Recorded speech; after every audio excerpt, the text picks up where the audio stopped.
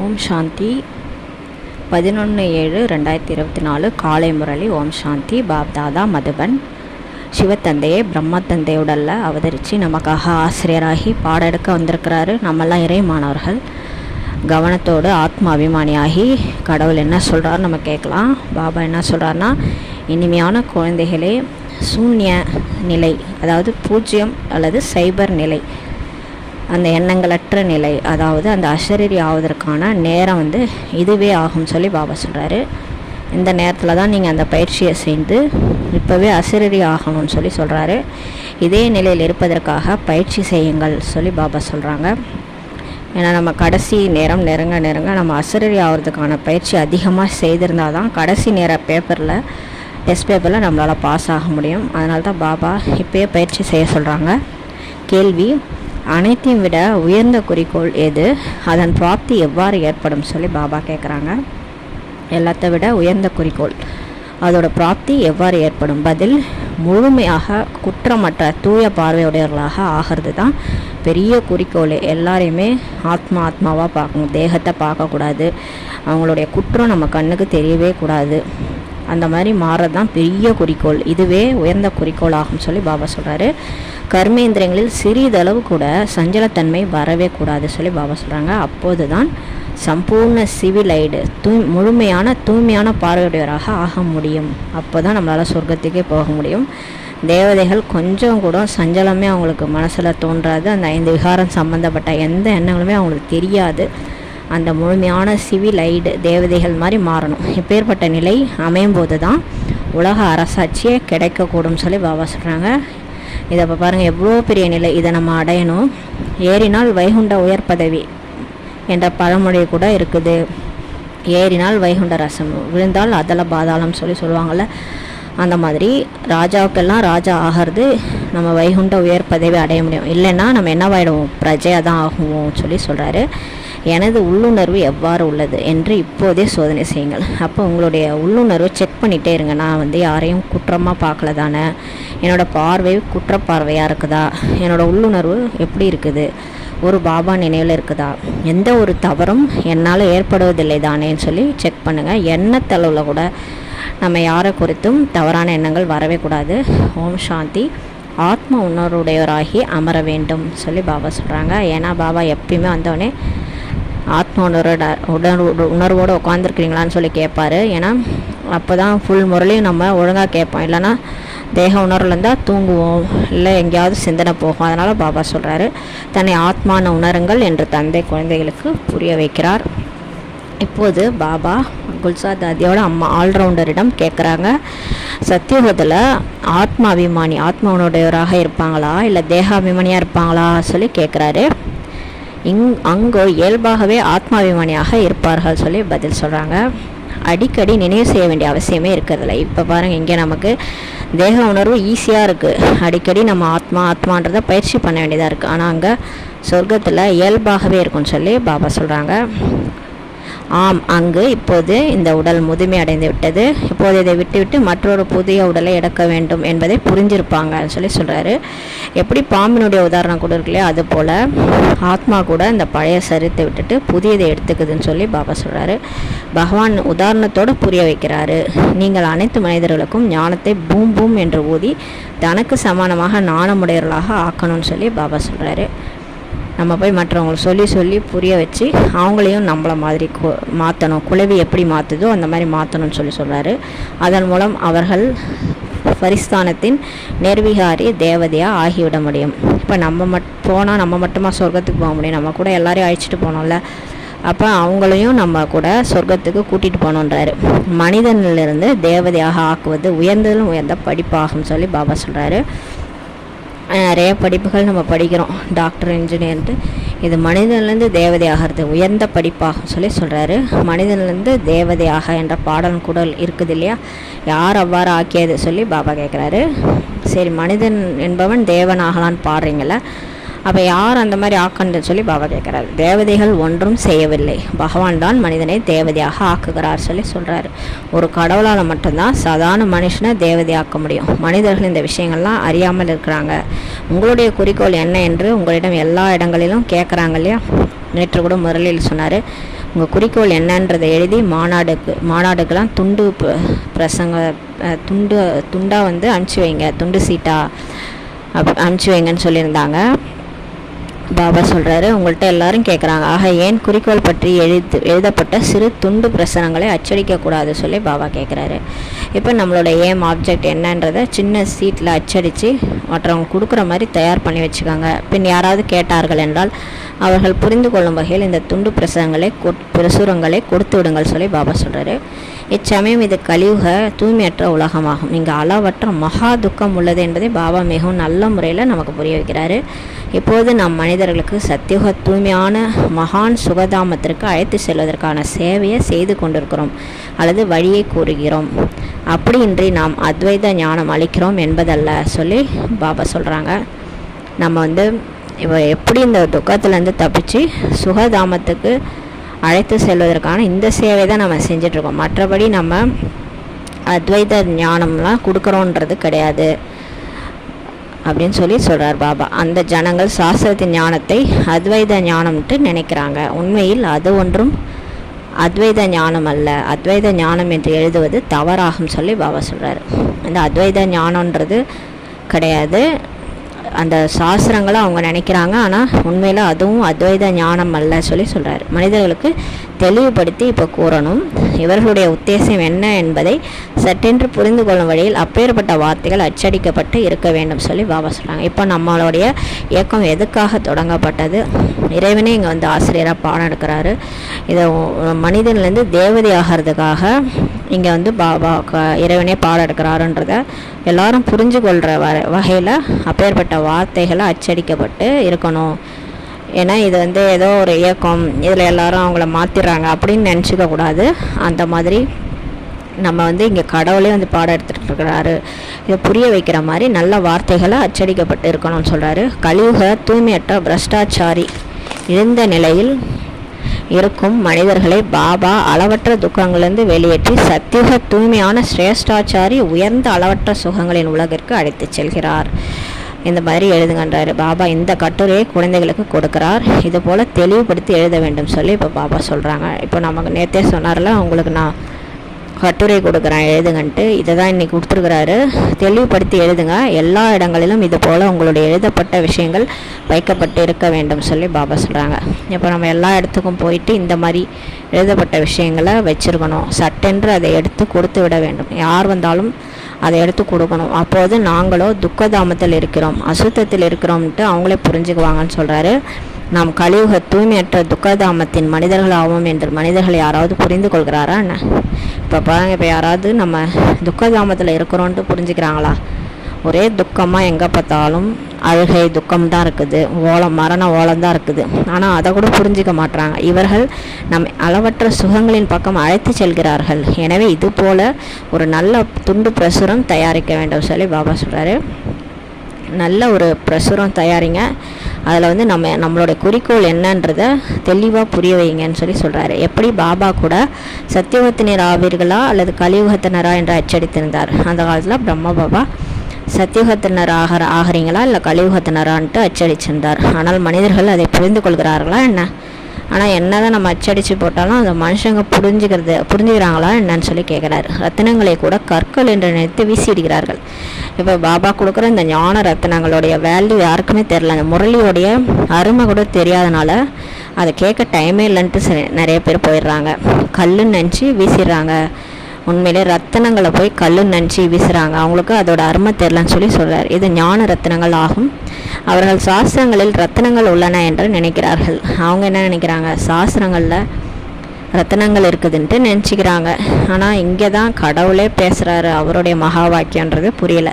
இங்கோ அளவற்ற துக்கம் உள்ளது என்று புரிந்து கொள்ளும் வகையில் அவ்வாறு தெளிவாக கூறுங்கள் சொல்லி பாபா சொல்கிறார். இப்போ யுக்தியாக புரிய வைங்க. எப்படி கலியுகம் துக்க உலகம் அளவற்ற துக்கம் இருக்குதுன்றதை புரிய வைங்க. துக்கங்களினுடைய பட்டியலும் இருக்க வேண்டும் சொல்லி பாபா சொல்கிறாரு. இப்போ நீங்கள் துக்கத்தினுடைய பட்டியலை தயார் செய்யுங்க. குறைஞ்சது 101 இருக்க வேண்டும் சொல்லி பாபா சொல்கிறார். 101 துக்கம் இருக்கணும். அதாவது கஷ்டப்படுறது, எவ்வளோ துக்கம், மரணம் வந்தால் அழறது, அப்புறம் காசு பணம் இல்லாமல் கஷ்டப்படுறது, நிறைய நோய்கள் வந்து கவலைப்படுறது, இப்படி என்னென்னலாம் விதவிதமான துக்கம் இருக்குது இல்லையா, எப்படியெல்லாம் துக்கம் இந்த உலகத்தில் இருக்குதுன்றத, அப்புறம் பஞ்சம், பட்டினி, இந்த மழை, வெள்ளம், அப்புறம் வெயில், இதில் வந்து பற்றாக்குறையில் இருக்கிறாங்க. இந்த மாதிரி 101 கண்டுபிடிங்க, எல்லாத்தையும் பட்டியல் தயார் பண்ணுங்கன்றாரு. இந்த துக்கதாமத்தில் அளவற்ற துக்கம் இருக்கிறது சொல்லி பாபா சொல்கிறாரு. இவை எல்லாமே எழுதுங்கள், எல்லாத்தையும் எழுதி புரிய வைங்க. எதுவே சொர்க்கம்னு நினச்சிட்ருக்காங்களோ நீங்கள் எழுதுங்கன்றாரு. முழு பட்டியலை தயாரியுங்கள். மற்றொரு பக்கம் பின் அளவற்ற சுகம் உள்ளது சொல்லி பாபா சொல்கிறாரு. அங்கே துக்கத்தின் பெயரே இருக்காது. பாருங்கள், சொர்க்கத்தில் துக்கத்தின் பெயரே இருக்காது. நாம் அந்த ராஜ்யம் அல்லது சொர்க்கத்தின் சாவடியை இப்போ செய்து கொண்டிருக்கிறோம். இவ்வாறு கூறினீர்கள் என்றால் உடனே மனிதர்களின் வாய் மூடிவிட வேண்டும் சொல்லி சொல்கிறார். மனிதங்களுடைய வாய் மூடிவிடுற அளவுக்கு நீங்கள் சொல்லி புரிய வைக்கணும். இச்சமயம் துக்கதாமம் ஆகும் என்று யாராவது நினைக்கிறார்களா என்ன? இதையோ அவர்கள் சொர்க்கம் என்றே நினைத்து உட்கார்ந்துள்ளார்கள் சொல்லி பாபா சொல்கிறாரு. எங்கன்னா பெரிய பெரிய மாளிகை, புது புது கோயில்கள் ஆகியவற்றை கட்டி கொண்டே இருக்கிறார்கள். இதுவே சொர்க்கம்னு நினச்சிக்கிறாங்க. இவை எல்லாமே முடிந்துவிட போகிறது என்று அறிந்திருக்கிறார்களா என்ன சொல்லி பாபா சொல்கிறாரு. இது எல்லாமே ஒரு செகண்டில் முடிஞ்சிடும் இல்லையா. ஒரு பூகம்பம் வந்துச்சு, ஒரு ஆட்டம்பம் போட்டாங்க, எல்லாமே முடிஞ்சிடும். ஆனால் இதை போய் சொர்க்கம்னு நினச்சிட்டு இருக்கிறாங்கன்றாரு. பைசாவே அவர்களுக்கு லஞ்சத்தினுடையது நிறைய கிடைக்கிறது சொல்லி பாபா சொல்கிறார். இதெல்லாம் கட்டுறாங்கன்னா லஞ்சம் வாங்கி கட்டுறாங்கன்னு சொல்லி சொல்கிறாரு. இவை எல்லாமே மாயின் விஞ்ஞானத்தின் செருக்கு என்று தந்தை புரிய வைத்துள்ளார். மாயோட பகட்டு, மாயோட அகங்காரம், விஞ்ஞானத்தினுடைய அகங்காரம் சொல்லி சொல்கிறாரு. மோட்டார்கள், ஆகாய விமானம் ஆகிய எல்லாமே மாயினுடைய வெளி பகட்டு தான் ஆகும் சொல்லி பாபா சொல்கிறாரு. பாருங்கள், நான் ஹெலிகாப்டரில் போகிறேன், ஏரோப்ளைனில் போகிற மோட்டார், இது எல்லாமே வெளிப்பகட்டு தான் சொல்கிறாரு. தந்தை சொர்க்கத்தின் ஸ்தாபனை செய்யும்போது மாயை கூட தனது வெளிப்பகட்டை காண்பிக்கிறது. இப்போ பாருங்கள், கடவுளே வந்து சொர்க்கத்தையே ஸ்தாபனை பண்ணிகிட்ருக்கார். இருந்தாலும் கவர்ந்திருப்பதற்காக இந்த மாயா என்ன பண்ணுது, நம்மளை கவர்ச்சிக்குது. அந்த பக்கம் நம்மளை கூப்பிட்றதுக்காக, நீ இதெல்லாம் என்ன, இங்கே பாரு நான் இதெல்லாம் வச்சுருக்கேன்னு சொல்லி மாயா நம்மளை அந்த குழந்தைங்களுக்கு சாக்லேட் கொடுக்குற மாதிரி நம்மளை என்ன பண்ணுது, கவர்ச்சி செய்யுது. இதற்கு மாயின் ஆடம்பரம் என்று கூறப்படுகிறது சொல்லி பாபா சொல்கிறாரு. இப்போது குழந்தைகளாகிய நீங்கள் முழு உலகத்தில் அமைதியை நிலைநாட்டி கொண்டிருக்கிறீர்கள். இப்போ நம்ம முழு உலகத்துலேயும் சைலன்ஸ் பவரை அதிகரிச்சிட்ருக்கிறோம். ஒருவேளை எங்காவது மாயின் பிரவேசம் ஆகிவிடுகிறது என்றால் குழந்தைகளுக்குள் உள்ளே உறுத்தும் சொல்லி சொல்கிறாரு. இப்போ எங்கேயாவது மாயா வந்து பிரவேசம் ஆயிடுது, நல்லா தான் போயிட்டுருக்கோம், திடீர்னு மாயா பிரவேசம் ஆயிடுச்சுன்னா நமக்கு உள்ளே உறுத்திக்கிட்டே இருக்கும்னு சொல்லி சொல்கிறாரு. யாராவது எவருடைய பெயர் ரூபத்திலாவது மாட்டிக்கொள்கிறார்கள் என்றால் இவர் கிரிமினல் ஐஸ், குற்றப்பார்வை உடையவர் ஆவார் என்று தந்தை புரிய வைக்கிறார். நம்ம பேர் ரூபம் தேகதாரி பின்னாடி போனோம்னா அவங்களுக்கு கிரிமினல், குற்றப்பார்வை உடையவன்ட்டு பாபா சொல்கிறாரு. கலியுகத்தில் இருப்பது கிரிமினலைசேஷன், குற்றப்பார்வையின் தன்மைன்னு சொல்லி சொல்கிறாரு. அதனால தான் இங்கே இருந்தாலே நமக்கு இந்த குற்றப்பார்வையின் தன்மை இருக்குதுன்னு அர்த்தம். சத்தியுகத்தில் அப்படி கிடையாது. தூய பார்வையின் சிவிலைசேஷன், தூய பார்வையின் தன்மை இருக்குதுன்னு அர்த்தம்ன்றாரு. இந்த தேவதைகள் முன்னால் எல்லோருமே தலை வணங்குறாங்க. நீங்கள் நிர்விகாரி, நாங்கள் விகாரின்லாம் சொல்கிறாங்க. லட்சுமி நாராயண் முன்னாடி போய் பாடுறாங்க. எனவே ஒவ்வொருவரும் தத்தம் நிலையை சோதித்து பாருங்கள் என்று தந்தை கூறுகிறார். இப்போ நாமளே செக் பண்ணணும். எனவே ஒவ்வொருவரும் செக் பண்ணுங்கள். பெரிய பெரிய நல்ல மகாரதிகள் எங்களுடைய புத்தி எவருடைய பேரூபத்தால் மாட்டிக்கொண்டு இருக்கவில்லையே என்பதை சோதித்து பார்க்க வேண்டும் சொல்லி பாபா சொல்கிறாரு. மகாரதிகளாக இருந்தாலும் சரி, அவங்களுக்கும் ஏதாவது வீக் பாயிண்ட் இருக்கும். கண்டிப்பாக நீங்கள் உங்கள் பேரூபத்தில் யார்கிட்டையாவது சிக்கிட்டு இருக்கீங்களான்னு பாருங்கள். பேரூபம்னா எந்த விதத்திலாவது ஏதோ பண விஷயத்துலையோ இல்லை மற்ற விஷயத்துலையோ நம்ம சிக்கிட்டு இருப்போம். அதனால் செக் பண்ணணும். குறிப்பிட்ட இன்னார் மிகவும் அழகாக இருக்கிறாள், இதை செய்யலாமா என்று ஏதாவது விகார எண்ணம் உள்ளுக்குள் தோன்றுகிறதா, இதையும் செக் பண்ணுங்கள். இச்சமயம் முழுமையாக தூய பார்வையுடையவராக யாருமே இல்லைன்ட்டு பாபா சொல்கிறார். பாருங்களேன், இந்த நேரம் தூய பார்வையுடையவங்களாம் யாருமே இல்லை. அதுவும் முற்றிலும் பாஸ்வித் ஆனர், கௌரவத்துடன் தேர்ச்சி அடையக்கூடிய 8 ரத்தினங்கள் தான் ஆவார்கள் சொல்கிறாரு. அந்த பாஸ்வித் ஆனர் ஆகிறது அந்த 8 பேர் தூய பார்வை, கொஞ்சம் ஒரு சஞ்சலமே அவங்களுக்கு வராது. யாரை பார்த்தாலும் அந்த ஒரு பாபா நினைவில் இருக்கிறதுனால அவங்க அந்த உடலை பார்க்க மாட்டாங்க, தேகன்ற நாகத்தை பார்க்க மாட்டாங்க. நாகமணி ஆத்மாவை பார்க்கறதுனால கொஞ்சம் கூட சஞ்சலமாக வராது அவங்களுக்கு. அந்த மாதிரி இருக்கிறவங்க 8 ரத்தினங்கள் தான் சொல்லி சொல்கிறாரு. அவர்களுக்கு தான் இச்சமயம் தூய பார்வை இருக்க முடியும். அவங்க ஒரு வேளை இங்கே இருந்தாங்கன்னா அவங்களுக்கு மட்டும்தான் தூய பார்வை இருக்கும்னு சொல்லி சொல்கிறாரு. 108 கூட இல்லை, 108 பேரில் கூட 100ல் கூட அந்த தூய பார்வையுடையவங்களாம் இல்லைன்னு சொல்கிறாரு. சிறிதளவு கூட சஞ்சலத்தன்மை வராமல் இருப்பது மிகவும் கடினமாகும் சொல்லி பாபா சொல்கிறாங்க. கொஞ்சம் கூட சஞ்சலத்தன்மை இல்லாதவங்க இருக்கிறது கஷ்டம். யாரோ ஒருவர் தான் இது போல் இருக்க முடியும். கோடியில் சிலர்னு சொல்லுவாங்களா, அந்த மாதிரி யாரோ ஒருத்தர் தான் அந்த குற்றப்பார்வை இல்லாதவங்களாம் இருக்க முடியும்னு சொல்லி பாபா சொல்கிறாரு. கண்கள் ஏதாவது ஒரு வகையில் அவசியம் ஏமாற்றி விடுகிறது. இந்த கண்ணு தான் ஏமாத்துது. தேகத்தை பார்க்குது, ஏதோ அவங்க தவறாக நினச்சிக்கிறது, தவறாக புரிஞ்சுக்கிறது, ஏதாவது எண்ணங்களில் ஓடிக்கிட்டே இருக்கிறது, இது எல்லாமே குற்றப்பார்வை தான். அப்போ கண்கள் அவசியம் ஏமாற்றுறது சொல்லி சொல்கிறார்.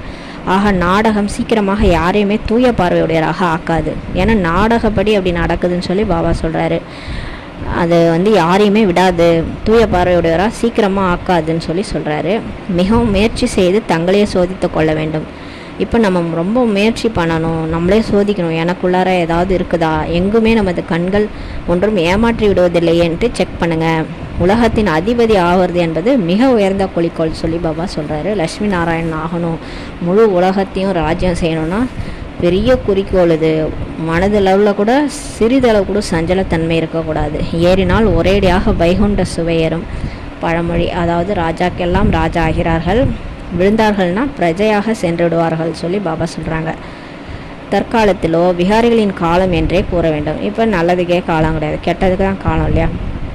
எவ்வளவுதான் பெரிய மனிதராக கூட இருக்கலாம். உதாரணமாக ராணி இருக்கிறார், அவருக்குள்ளேயும் கூட எங்கேயாவது யாராவது நம்மை பதவி இல்லாமல் செய்துவிடக்கூடாதுன்ற பயம் இருந்து கொண்டே இருக்கும் சொல்லி சொல்கிறார். பெரிய ராஜா, விஐபி, ஒரு அரசாங்கத்துக்கே அதிகாரினா பார்த்திங்கன்னா அவங்களுக்கு என்ன இருக்கும், தன் பதவி போயிட போகுதுன்ற பயம் இருக்கும். ஒவ்வொரு மனிதர்களுக்கும் அமைதியின்மை கண்டிப்பாக இருக்குதுன்னு சொல்லி சொல்கிறாரு. ஒரு சில குழந்தைகள் கூட எவ்வளவு அசாந்தியை பரப்புகிறார்கள். இங்கே நம்ம பிகேஸ் கூட அசாந்தியை பரப்புகிறாங்க. நீங்கள் அமைதியை நிலைநாட்டி கொண்டிருக்கிறீர்கள். நிறைய பேர் அசாந்தியை பரப்புகிறாங்க. ஆனால் நீங்கள் என்ன பண்ணிகிட்ருக்கீங்க, சைலன்ஸை நிலைநாட்டிக்கிட்டு இருக்கிறீங்கன்னு சொல்லி சொல்கிறாரு. எனவே முதலில் சுயம் தான் அமைதியில் இருங்கள். இப்போது முதல்ல நம்ம அமைதியில் இருக்கணும். ஏன்னா நம்ம அமைதியை உலகத்தில் நிலைநாட்டிக்கிட்டு இருக்கிறதுனால முதல்ல நம்ம அமைதியில் இருங்கன்னு சொல்லி சொல்கிறாரு. அப்போது மற்றவர்களுக்கும் அந்த சக்தி நிரம்பும் சொல்லி பாபா சொல்கிறாங்க. நம்ம அமைதியாக இருந்தால் தான் நம்ம சுற்றி வாயுமண்டலம் அமைதியாக இருக்கும், மற்றவங்களுக்கும் அந்த அமைதி சக்தி நிரம்பும்னு சொல்லி சொல்கிறாரு. அங்கோ மிகவும் அமைதியின் ராஜ்யம் நடக்கிறது. சொர்க்கத்திலோ அமைதியினுடைய ராஜ்யம் தான் நடக்குது. கண்கள் தூய்மையானதாக ஆகிவிடுகிறது. எனவே பாபா கூறுகிறார், இன்று ஆத்மாவாகிய என்னுடைய உள்ளுணர்வு எப்படி இருந்தது என்று உங்களையே சோதித்து கொள்ளுங்கள். டெய்லியுமே செக் பண்ணுங்கள். இதில் மிகவும் உழைப்பு இருக்குதுன்னு சொல்லி பாபா சொல்கிறார். நம்ம மீது கவனம் இருக்கணும். வெளியே பார்க்கக்கூடாது, மற்றவங்கள பார்க்கக்கூடாது. உள்நோக்கு முகமாக போய் என்னுடைய மனம் எப்படி சஞ்சலம் அடையுது, யாராவது ஏதாவது என்ன சொன்னாங்கன்னா எனக்கு கவலை வருதா, சோகம் வருதா, மற்றவர்கள் மீது எனக்கு குற்றப்பார்வை இருக்குதா, யாராவது எதாவது பேசினா எனக்கு ஏன் மனசு சஞ்சலம் அடையுது, இது எல்லாத்தையும் செக் பண்ணணும். முழு அட்டென்ஷன் நம்ம மீது இருக்கணும்னு சொல்லி சொல்கிறாரு. எல்லை இல்லாத தந்தையிடம் கூட ஒருபோதும் உண்மையை கூறுவதில்லை. நிறைய பிகேஸு பாபாக்கிட்ட உண்மையை சொல்கிறதில்ல. ஒவ்வொரு அடியிலும் இப்போ தவறு தான் நடந்துட்டு கொண்டிருக்கின்றன சொல்லி சொல்கிறாரு. சிறிதளவு கூட அந்த குற்றப்பார்வையோடு பார்த்தீர்கள், தவறு ஏற்பட்டது விட்டது என்றால் உடனே குறித்து கொள்ளுங்கள் சொல்லி சொல்கிறாரு. கொஞ்சமாவது யார் மேலேயாவது குற்றப்பார்வை வருது, தவறு ஏற்படுதுன்னா உடனே எழுதி வச்சுக்கோங்க. தவறற்றவராக ஆகும் வரை தினமும் 10 to 20 தவறுகள் செய்து கொண்டு தான் இருக்கக்கூடும் சொல்லி சொல்கிறார். என்னதான் பிக்கே ஆனாலும், ஞானம் கேட்டாலும், யோகா பண்ணாலும் நம்ம தவறற்றவராக ஆகும் வரை 10 to 20 மிஸ்டேக்ஸ் நடந்துட்டு தான் இருக்குன்னு சொல்லி சொல்கிறார். ஆனாலும் யாராவது உண்மையை கூறுகிறார்களா என்ன? பாபா சொல்கிறார், சார்ட் எழுதுறீங்களா, டெய்லி எனக்கு சொல்கிறீங்களா என்ன நடக்குதுன்ட்டு? சொல்கிறதே கிடையாதுன்றார். தேக உணர்வுடையவர்கள் தேக அபிமானி மூலமாக ஏதேனும் பாவம் அவசியம் நடந்து கொண்டு தான் இருக்கும் சொல்லி சொல்கிறார். யார் தேக உணர்வில் இருக்கிறாங்களோ கண்டிப்பாக பாவம் செய்வாங்கன்னு சொல்லி சொல்கிறார். நான் பண்ணலைன்னு சொல்லவே முடியாது, கண்டிப்பாக பாவம் செய்கிறீங்கன்னு சொல்லி சொல்கிறாரு. அது உள்ளுக்குள் உறுத்தி கொண்டே இருக்கும். அது நமக்கே உறுத்தும், ஐயோ நான் இந்த மாதிரி தவறு பண்ணிட்டேன், பாபா சொல்லியும் நான் இந்த மாதிரி செஞ்சிட்டேன். ஒரு சிலரோ தவறு என்றால் என்ன என்பதை கூட புரிந்து கொள்வதில்லை. சிலருக்கு உறுத்தி கொண்டிருந்தால் பரவாயில்ல, மனசில் உணர்ந்துருவாங்க. ஆனால் சிலருக்கு உறுத்த கூட உறுத்தாது, அப்படியே இருப்பாங்க. அவங்க என்னவோ நான் தவறே செய்யலை, தவறுனா என்னன்னே தெரியாமல் புரிஞ்சுக்கிறது இல்லைன்னு சொல்லி சொல்கிறாரு. மிருகங்கள் புரிந்து கொள்ளுமா என்ன? அப்பேற்பட்டவங்க மிருகங்கள் சொல்லி சொல்கிறாரு. மிருகம் தான் செய்கிற தவறை புரிஞ்சுக்குமா? அது மற்ற இப்போ சிங்கம் ஆடை அடிக்குது, ஆடுக்கு அது கஷ்டமாக இருக்கும் அப்படின்ட்டு அந்த சிங்கத்துக்கு தெரியுமா? தெரியாது இல்லையா? தன்னுடைய உணவு எனக்கு வேணும் அப்படின்னு சொல்லிட்டு அதோட உணவுன்னு நினச்சி அதை எடுத்துக்குது, அதை புரிஞ்சிக்காது அது தவறுன்ட்டு. அது மாதிரி மனிதர்களும் சிலர் இருக்கிறாங்கன்றார். நீங்கள் கூட இந்த ஞானத்திற்கு முன்னால் குரங்கு புத்தினராக இருந்தீர்கள் சொல்கிறார். நம்மளையும் சொல்கிறா பாருங்கள், நம்ம ஞானம் எடுக்கிறதுக்கு முன்னாடி நம்ம கூட செய்கிறது தவறுனே தெரியாமல் குரங்கு புத்தியாக தானே இருந்தோம்னு சொல்கிறாரு. இப்போது ஒரு சிலர் 50%, ஒரு சிலர் 10%, ஒரு சிலர் எவ்வளவோ மாற்றம் அடைந்து கொண்டே போகிறார்கள். இப்போ ஞானம் அடைஞ்சு சிலர் 50% மாறுறாங்க, சிலர் 10%, சிலர் நிறைய கூட மாறுறாங்கன்றார். இந்த கண்களும் மிகவும் ஏமாற்றம் அளிக்கக்கூடியதாகும், எல்லாவற்றையும் விட கண்கள் கூர்மையானவையாகும் பாபா சொல்கிறாங்க. இப்போ இந்த கண்ணு பாருங்கள், நமக்கு ரொம்ப ஏமாற்றம் அளிக்குது. இதுதான் நம்மளை தவறு செய்ய வைக்குதுன்னு சொல்கிறாரு. ஆத்மாவாகிய நீங்கள் அசரீரியாக வந்தீர்கள் என தந்தை கூறுகிறார். நம்ம வரும்போது எதுவுமே எடுத்துகிட்டு வரல, சரீரம் கூட நம்ம எடுத்துகிட்டு வரல, தனியாக தான் வந்தோம், தனியாக தான் போகணும், சரீரம் கூட இருக்கவில்லை. இங்கே வந்ததான் நமக்கு சரீரமே கிடச்சிது. அடுத்தது எந்த ஒரு சரீரம் எடுப்போம், எந்த சம்பந்தத்தில் வருவோம் என்பது இப்போது உங்களுக்கு தெரியுமா என்ன கேட்குறாரு. சரி, இந்த சரீரத்தில் இப்போ இருக்கிறீங்க, அடுத்து நீங்கள் எங்கே போவீங்க, எந்த சம்பந்தத்தில் வரீங்கன்னு தெரியுமா என்ன? தெரியவே வருவதில்லை சொல்கிறாரு. கர்ப்பத்தில் செயலற்றதாக இருக்கும், அந்த உடம்பு செயலற்றதாக தான் இருக்கும். ஆத்மா முற்றிலுமே சலனமற்றதாக ஆகிவிடுகிறது. கர்ப்பத்தில் ஆத்மா சலனமற்றதாக தான் இருக்கும், அங்கே செயலற்றதாக தான் இருக்கும். ஆனால் சரீரம் பெரியதாகி விடும்போது தான் தெரிய வருகிறது. சரீரம் பெருசாகும் போது தான் அந்த ஆத்மா அதோட நடிப்பை நடிக்குது. எனவே நீங்கள் இது போல் ஆகி செல்ல வேண்டும். அவ்வளவே, இந்த பழைய சரீரத்தை விடுத்து நாம் செல்ல வேண்டும். பிறகு நாம் சரீரம் எடுக்கும்போது சொர்க்கத்தில் நமது பாகத்தை ஏற்று நடிப்போம் பாபா சொல்கிறாங்க. இப்போ நம்ம இது மாதிரி ஆகி போனோன்றது மட்டும் மனசில் இருக்கணும். இந்த பழைய உடலை விட்டு செல்லணும். நாம் சரீரம் எடுக்கும்போது சொர்க்கத்தில் தான் நம்ம பாகத்தை ஏற்று நடிப்போம். செயலற்றி ஆகிவிடுவதற்கான நேரம் இதுவே ஆகும் சொல்கிறார். இப்போ இன்னெல்லாம் நடிச்சிங்களோ, எவ்வளோ பாகம் நடித்து வந்தீங்க, எல்லாத்தையும் விட்டுருங்க. இப்போ செயலற்று இருக்குது, அசரீரி ஆகிறதுக்கான நேரம் இது. ஆத்மா சம்ஸ்காரத்தை தான் எடுத்துகிட்டு போகுது. சரீரம் பெரியதாக ஆகும்போது சம்ஸ்காரம் வெளிப்படுகிறது பாபா சொல்கிறாங்க. ஆத்மா சரீரம் பெரியதாகும்போது சம்ஸ்காரம் வெளிப்படும், அது வரைக்கும் சம்ஸ்காரம் வெளிப்படாது. இப்போது நீங்கள் வீடு செல்ல வேண்டும். இப்போ நம்ம வீட்டுக்கு திரும்பி போகணும். எனவே பழைய உலகத்தின் இந்த சரீரத்தின் உணர்வை நீக்கிவிட வேண்டும் பாபா சொல்கிறாங்க. அதனால் இப்போ இந்த பழைய உலகத்தில் இந்த பழைய சரீரத்தினுடைய உணர்வை நீக்கிருங்க. எதுவுமே நினைவிருக்கக்கூடாது. மிகுந்த பத்தியம் கொள்ள வேண்டும். உள்ளுக்குள் என்ன இருக்குமோ அதுவே வெளியில் வெளிப்படும் பாபா சொல்கிறாங்க. நமக்கு உள்ளுக்குள்ளே என்ன இருக்குதோ அதுவே வெளியில் வெளிப்பட ஆரம்பிச்சிடும். நேரம் வரும்போது என்னதான் நம்ம நடித்தாலும் நேரம் வரும்போது நம்மளுடைய உள்ளுணர்வு என்னவோ அது வெளிப்பட்டுன்றார். சிவபாபாவிற்குள்ளும் ஞானம் இருக்கிறது, எனக்கும் பாகம் உள்ளது பாபா சொல்கிறாங்க. அவருக்குமே பாட்டு இருக்குது. அவர் இந்த 100 வருஷம் பிரம்மாவோடலாம் நடிக்க வர்றாரு. என்னை தான் ஞான கடல்ன்ட்டு சொல்கிறாங்கன்னு சொல்கிறாரு. மகிமை கூட கடவுளுக்கு பாடுறாங்க. பொருள் எதுவுமே தெரியாமல் இருக்கிறாங்க. இப்போது நீங்கள் பொருளுடன் அறிந்தீர்கள். இப்போ பாபாவோட மகிமையெல்லாம் நமக்கு தெரியுது. மற்றபடி ஆத்மாவின் புத்தி இது போல் ஒரு காசுக்கும் உதவாததாக ஆகிவிடுகிறது பாபா சொல்கிறாங்க. அப்புறம் நடித்து நம்ம ஆத்மாவுடைய புத்தி ஒர்த்தநாட்டிய பெண்ணி ஒன்றுத்துக்கும் உதவாததாக ஆகிடுதுன்னு பாபா சொல்கிறாரு. இப்போது தந்தை எவ்வளவு புத்திவானாக ஆக்குகிறார். ஆனால் நம்ம அப்படி ஆயிட்ட பிறகு தான் கடவுளே நம்மளை புத்திவானாக ஆக்குறாரு. எது சரி எது தவறு எல்லாத்தையும் புரிய வைக்கிறாரு. இதெல்லாம் நம்ம இந்த மனிதர்களின் உலகத்தில் யார் நல்லவங்க கெட்டவங்கன்னு தெரியாமலே ஏமாந்து போயிருப்போம். மனிதர்களிடமோ கோடி லட்சம் உள்ளது. இது மாயின் பகட்டு ஆகும் அல்லவா பாபா சொல்கிறாரு. லட்சக்கணக்கான ரூபாய் கோடிக்கணக்கான ரூபாய் வச்சுருந்தா அது என்ன ஆகும், அழிஞ்சு தான் போகும். அது மாயோட பகட்டுன்னு சொல்கிறாரு. விஞ்ஞானத்தில் நமக்கு உதவக்கூடிய பொருட்கள் எதெல்லாம் இருக்கிறதோ அவை எல்லாமே அங்கும் இருக்கும். சொர்க்கத்துலேயும் இந்த நமக்கு உதவக்கூடிய பொருட்கள் எல்லாம் அங்கேயும் வரும். விஞ்ஞானத்தினுடைய பொருட்கள் சொல்கிறாரு. அவற்றை தயாரிப்பவர்கள் அங்கும் வருவார்கள். இப்போ இந்த இது ஏரோப்ளேன், ஹெலிகாப்டர் இதெல்லாம் உருவாக்குறவங்க அங்கேயும் வருவாங்க. ஏன்னா அங்கே புஷ்பக விமானம் தயார் செய்வாங்க. ராஜாவாகவோ ஆக மாட்டார்கள். ஆனால் ராஜா ஆக மாட்டாங்க. அவங்க கடைசியில் தான் உங்கள்கிட்ட ஞானம் எடுப்பாங்க. பின் அவங்க போய் மற்றவங்களுக்கும் சொல்லி கொடுப்பாங்க. ஒரு தந்தையிடம் நீங்கள் எவ்வளவு கற்கிறீர்கள். ஒரு தந்தை தான் எப்படி இருந்த உலகத்தை எப்படியாக ஆக்கி விடுகிறார். ஒரு பாபாட்ட நம்ம எப்படியெல்லாம் பாடம் கற்றுக்கிறோம். அவர் தான் இந்த உலகத்தையே மாற்றுறாரு. கண்டுபிடிப்புகள் எப்பொழுதும் நடந்து கொண்டே தான் இருக்கும். சயின்ஸ் மூலமாக எல்லாத்தையும் கண்டுபிடிச்சி தான் இருப்பாங்க. பின் பரப்புகிறார்கள். குண்டுகள் தயாரிப்பவரும் முதலில் ஒருவராக தான் இருந்தார். ஒருத்தவங்க கண்டுபிடிக்கிறாங்க, அப்புறம் மற்றவங்களுக்கும் சொல்லி கொடுத்துட்றாங்கன்னு சொல்கிறார். இதன் மூலம் உலகம் அழிந்து போயிடும் என்று நினைத்தார். ஒருவராக தான் இருந்தார். இதன் மூலம் உலகம் அழிந்து போயிடும் என்று நினைத்தார். பிறகு மேலும் தயாரித்து கொண்டே செல்கிறார்கள். ஒருத்தர் தான் கண்டுபிடிச்சாரு, ஆனால் அதை மற்றவங்களுக்கும் பரப்பிட்டாங்க. இதன் மூலம் உலகம் அழியும் தெரிஞ்சு கூட தயார் பண்ணிட்டு தான் இருக்கிறாங்க. அங்கும் கூட விஞ்ஞானமும் வேண்டுமல்லவா? சொர்க்கத்திலும் விஞ்ஞானன்றது வேண்டும். நேரம் இன்னும் இருக்குதுன்னு சொல்கிறாரு. கற்றுக்கொண்டு பிறகு புத்திசாலியாக ஆகிடுவாங்க.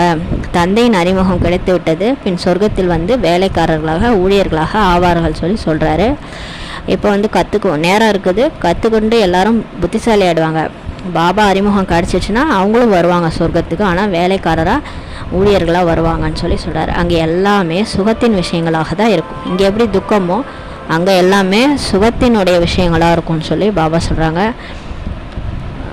அங்கே எந்த ஒரு வியாதி துக்கத்தின் விஷயமே கிடையாது. சொர்க்கத்தில் எல்லாமே சுகம்தான் இருக்கும். சுகதாமத்தில் என்ன இருந்ததோ அதுவே மீண்டும் இருக்கும்னு பாபா சொல்கிறாங்க.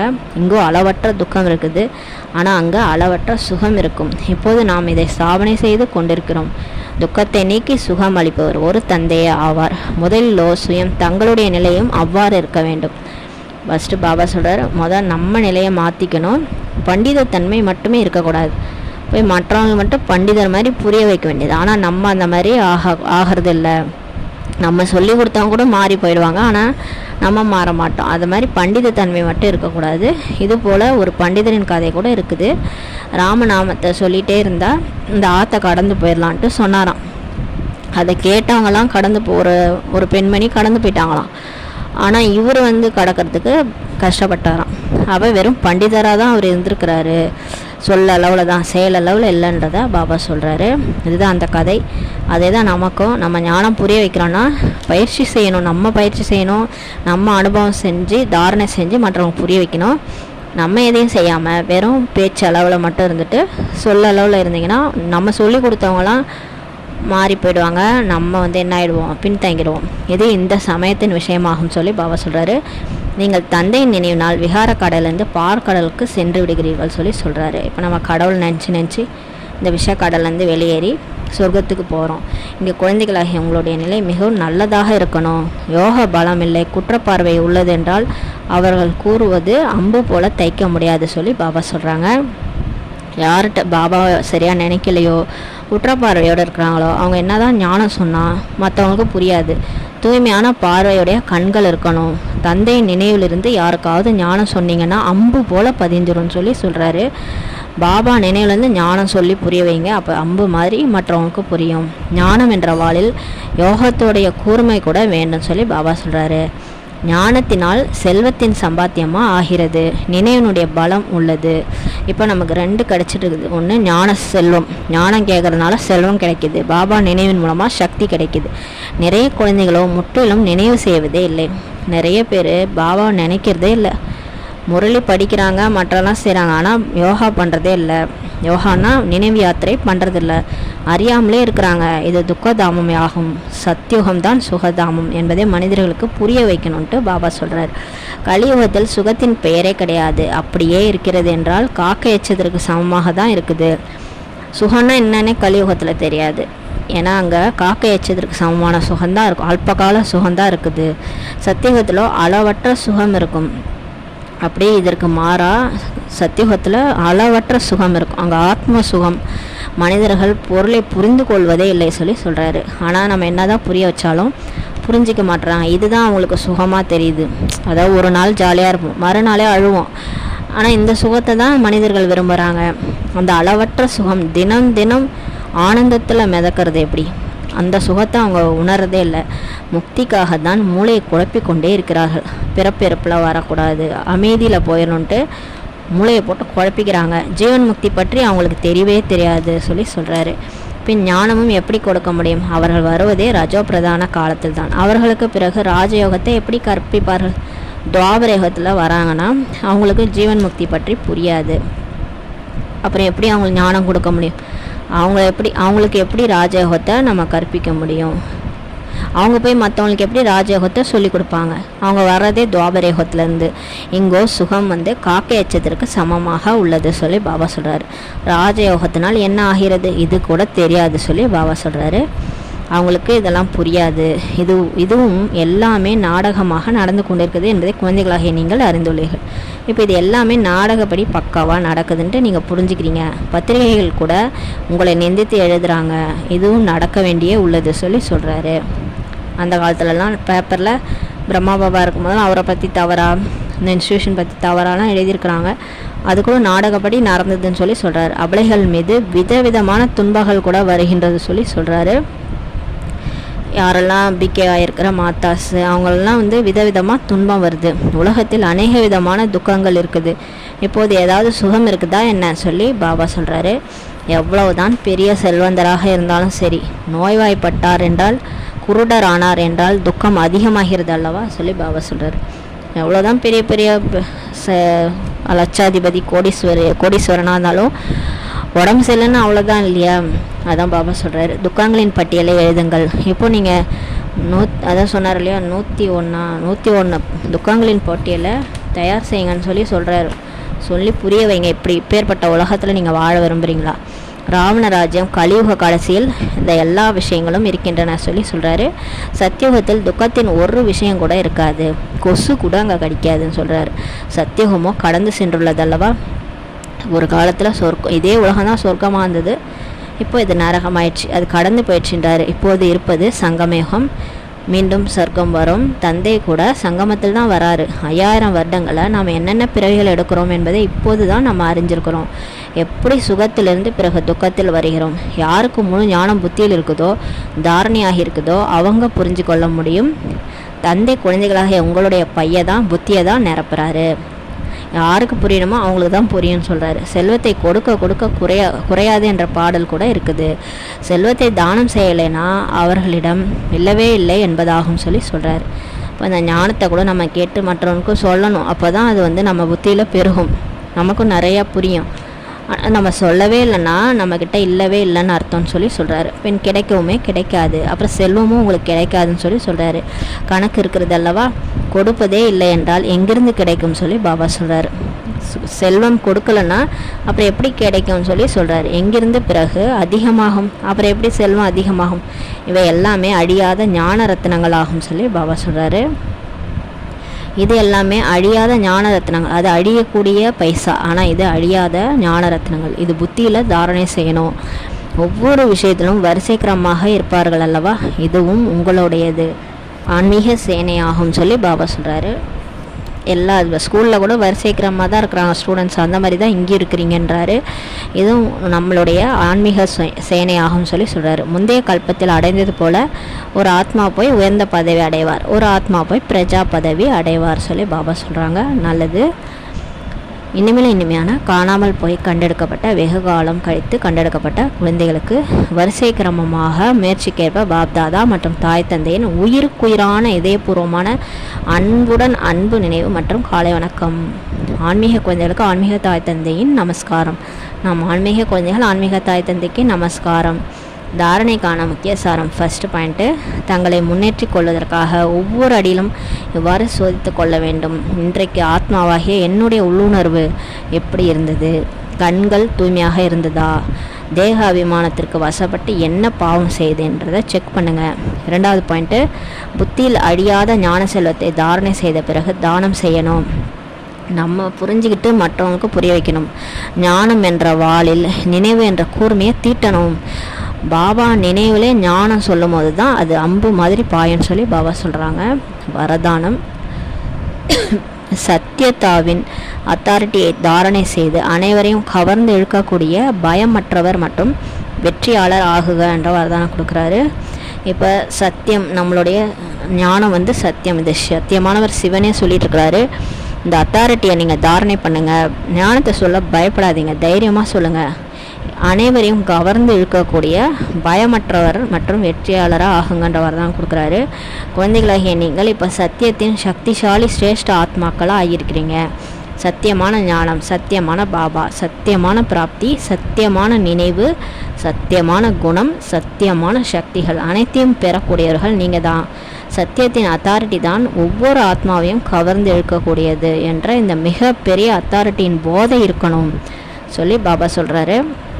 உண்மை தானே சொல்கிறோம். உண்மை ஒரு நாள் எல்லாரையுமே கவர்ந்தெழுக்கும்னு சொல்லி சொல்கிறாரு. பொய்யான காண்டத்திலும் சத்தியத்தாவின் சக்தியில் இருப்பவர்கள் வெற்றி அடைவார்கள் சொல்லி சொல்கிறாரு. நீங்கள் அந்த மாதிரி கவலைப்படாதீங்க, இது கலியுகம், இங்கே நம்ம சொல்கிறத நம்புவாங்களா, இங்கே பொய் பேசுகிறவங்களுக்கு தானே காலம்னு நினைக்காதீங்க. இந்த பொய்யான கண்டத்தில் கூட சத்தியத்தாவினுடைய சக்தியில் இருப்பவர்கள் வெற்றி அடைவாங்கன்னு சொல்லி பாபாவே கேரண்டி கொடுக்குறாரு. மகிழ்ச்சி மற்றும் பயமற்ற தன்மை தான் சத்தியத்தாவின் பிராப்தி ஆகும்னு சொல்லி பாபா சொல்கிறார். மகிழ்ச்சியாக இருக்கிறது மற்றும் பயமில்லாமல் இருக்கிறது தான் உண்மையாக இருக்கிறதுனுடைய பிராப்தி. சத்தியம் பேசக்கூடியவர்கள் எப்பயுமே பயமற்று இருப்பாங்க, பயப்பட மாட்டாங்க. அவர்களுக்கு பயம் என்பது ஒருபோதுமே இருக்காது சொல்லி பாபா சொல்கிறாங்க. உண்மையான உள்ளத்தில் தான் இறைவனே குடிக்கொள்கிறாரு போது அங்கே ஏன் நம்ம பயப்பட வரோம்? அங்கே சர்வ சக்திவானே இருக்கும்போது பயம் எங்கிருந்து வரும் சொல்லி பாபா சொல்கிறாரு. ஸ்லோகன்: நேர்மறையான எண்ணங்கள் மற்றும் சக்திசாலியான உள்ளுணர்வு தான் வாயுமண்டலத்தை மாற்றக்கூடிய சாதனமாகும் சொல்லி பாபா சொல்கிறாங்க. பாசிட்டிவான தாட்ஸு மற்றும் சக்திசாலியான உள்ளுணர்வு. நம்மளுடைய உள்ளுணர்வு சக்திசாலியாக இருக்கணும். நான் எப்பேற்பட்ட ஆத்மா, எனக்கு படிப்பிக்கிறவர் யார், அந்த உணர்வு உள்ளுணர்வு சக்திசாலியாக இருக்கும்போது தான் அந்த வாயுமண்டலம் எப்படி ஆகும், அங்கே யார் வந்தாலும் அவங்களையே மாற்றக்கூடிய சாதனமாக அமையும்னு சொல்லி பாபா சொல்கிறாங்க. அப்படிதான் அம்மா அவங்களுடைய நேர்மறையான எண்ணங்கள் மற்றும் அவங்களுடைய சக்திசாலியான உள்ளுணர்வு மூலமாக தான் அவங்க கிட்ட வர்றவங்களுக்கு எல்லாருக்குமே அந்த இடத்தினுடைய வாயுமண்டலம் சத்தியுகத்தினுடைய வாயுமண்டலம் மாதிரி தெரிஞ்சுது. அதனால் நம்மளுடைய உள்ளுணர்வு மற்றும் அந்த எண்ணங்கள் மூலமாக அந்த நம்ம இருக்கிற இடத்தையே மாற்றம் செய்ய முடியும் சொல்லி பாபா சொல்கிறாங்க. ஓம் சாந்தி. நன்றி பாபா, நன்றி ராமா, நன்றி பரிவாரம். ஓம் சாந்தி.